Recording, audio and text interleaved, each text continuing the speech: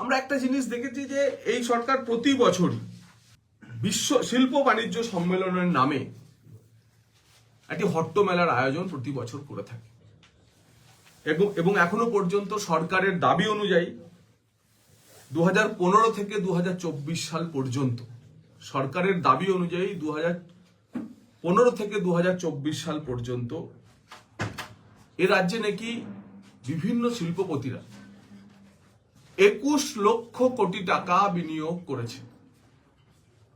21 লক্ষ কোটি টাকা বিনিয়োগের প্রস্তাব জমা দিয়েছে এবং এই 2024 সালে যে বিজিবিএস বা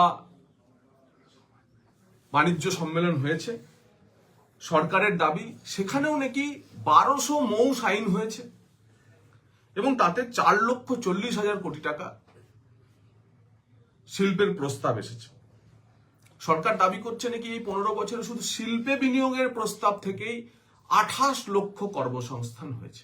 এটা সরকারের দাবি, কিন্তু বাস্তবতা হচ্ছে গত 15 বছরে এই যে 21 লক্ষ কোটি টাকা প্রস্তাবের কথা বলা হচ্ছে তার মাত্র 3% বাস্তবায়িত হয়েছে, ইমপ্লিমেন্টেড হয়েছে এবং বাকি প্রায় 24 লক্ষ কোটি টাকার প্রকল্প আর খুঁজে পাওয়া যাচ্ছে না, যাদেরকে সরকার দাবি করেছিল যে তাদের প্রস্তাবিত প্রকল্প হিসেবে। মৌগুলির কি হলো? যে 1200 নাকি মৌ সাইন হয়েছে, সেই মৌগুলি কার সঙ্গে সাইন হলো, কে সই করলো, কি প্রস্তাব দিল, কেউ জানে না।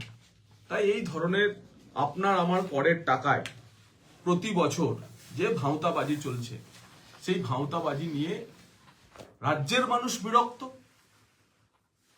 এক প্রহসনে পরিণত হচ্ছে, হট্টমেলায় পরিণত হচ্ছে।